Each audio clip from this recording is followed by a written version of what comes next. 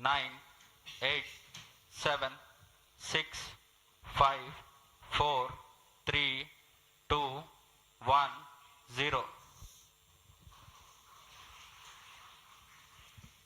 Lift Plus off 5 normal.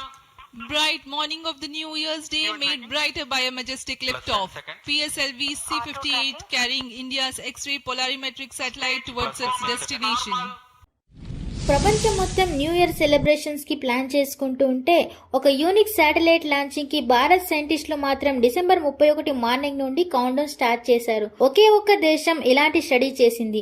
అలాంటి ప్రయోగం మీద మన భారత్ రెండవ దేశంగా నిలిచింది. ఏంటా ప్రయోగం అనేది ఈ వీడియోలో చూద్దాం. వీడియోలోకి వెళ్ళడానికంటే ముందు మన ఛానల్ ని సబ్స్క్రైబ్ చేసుకోండి.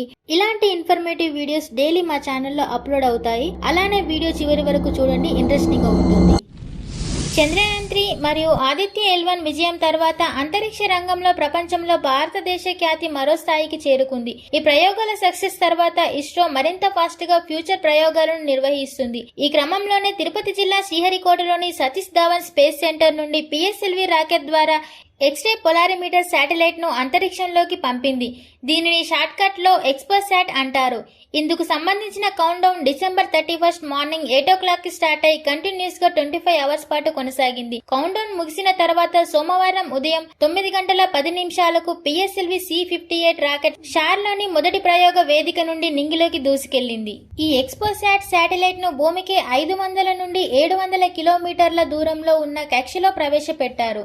విశ్వంలో ఇంతవరకు తెలిసిన అత్యంత ప్రకాశంతో కూడిన 50 LED బీమ్ మూలాలను పరిశోధించడమే ఈ ప్రయోగం మెయిన్ కాన్సెప్ట్ అని ఇస్రో వెల్లడించింది. ఈ 50 LED బీమ్ లో black holes, X-ray binary stars, active గా ఉండే milky way nuclei, neutron stars, non thermal సూపర్ నోవాల అవశేషాలు ఉన్నాయి.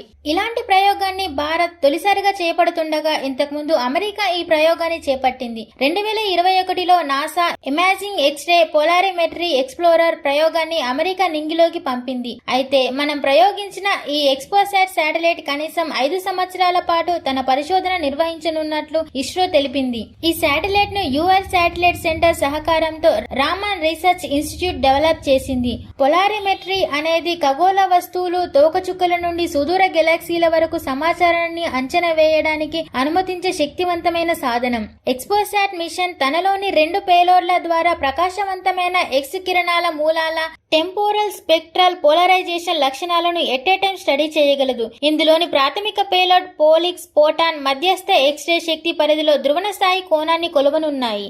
ఈ మిషన్ ద్వారా నక్షత్ర అవశేషాలు లేదా చనిపోయిన నక్షత్రాల అవశేషాలను అర్థం చేసుకోవడం కోసం లక్ష్యంగా పెట్టుకున్నట్లు తెలుస్తుంది.